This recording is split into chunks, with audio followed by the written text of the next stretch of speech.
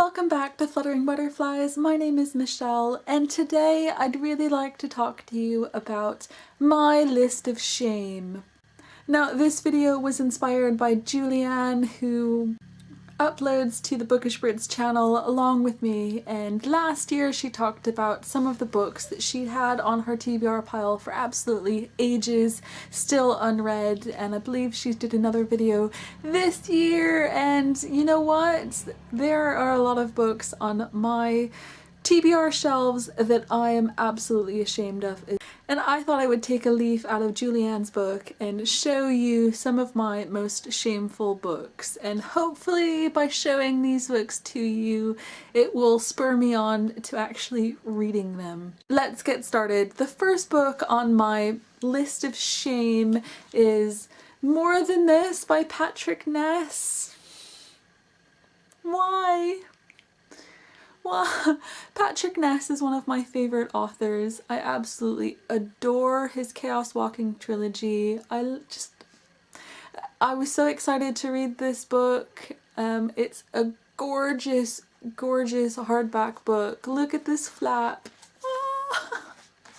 I did start reading it once, really loved it. I don't know why I put it down, possibly the size of the book, and I get that way sometimes while I'm reading a really chunky book that I feel like, think of all the other shorter books I could be reading at the same time, and I really just need to get over that because I know that I'm missing out on something special with this book.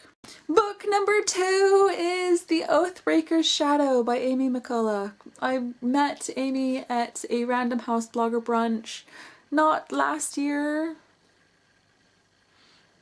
Was it last year? She was very kind enough to sign my copy here. The sequel has already been published and I still haven't read this book. I feel so bad. I love that there's a person of color on the cover there.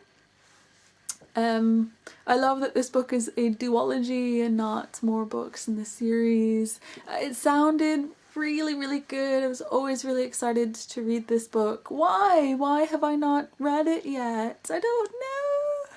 Book number 3 is a book that I've had on my shelf for far too long, and that is Beauty Queens by Libba Bray. Up until last year I also had another book by her, The Diviners, that had been sat on my shelf for a really long time, and I read The Diviners in 2014, and hopefully 2015 will see me finally reading this book by her.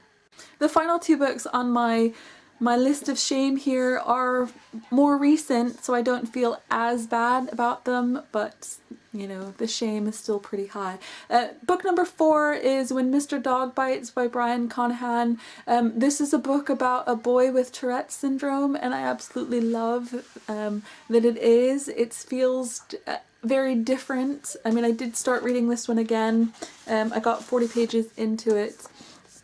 I was loving it. I was laughing out loud. I was really connecting with the main character. I wanted to know more, and then what happened? I don't know what happened. I'm really still excited to read this book.